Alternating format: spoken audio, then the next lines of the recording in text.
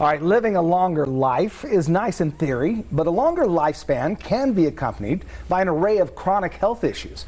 There are some ways to mitigate such conditions. Joining us with some advice is Dr. Mark Ferdowsian from Sunset Clinic, which is contracted by Optum Care Network, Nevada, the sponsors of this segment. Dr. Ferdowsian, thanks for being here. Thank you. You see a lot of patients 65 and older, and there's a difference between those who are thriving and feeling better and those who do not. And what is one of the biggest common denominators?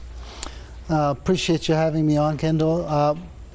Out of the hundreds of patients we see a week, the healthiest patients that we see are those that are physically active. And those patients seem to come in with no medications. They thrive, and the longevity of those patients is what brought me in here today to talk to you. So what constitutes being active?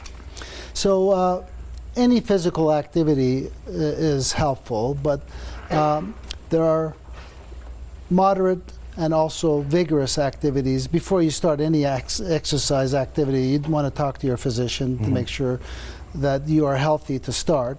But moderate activity would be walking, even gardening would give some health benefits.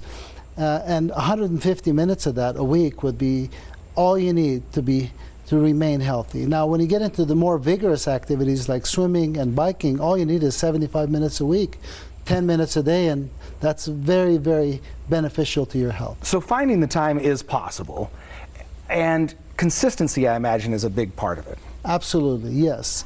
Any physical activity is beneficial for us, especially as we age. But what really helps is aerobic activity, where your heart rate's slightly elevated and you're consistently doing the exercise and consistently staying with it day after day. And that's where we find our healthiest patients land. And finding an activity that you like, I imagine, is a big part of that, because if you dread working out on a daily basis or however often you're working out, you're far less likely to do it. Absolutely. And then nutrition is just another big factor.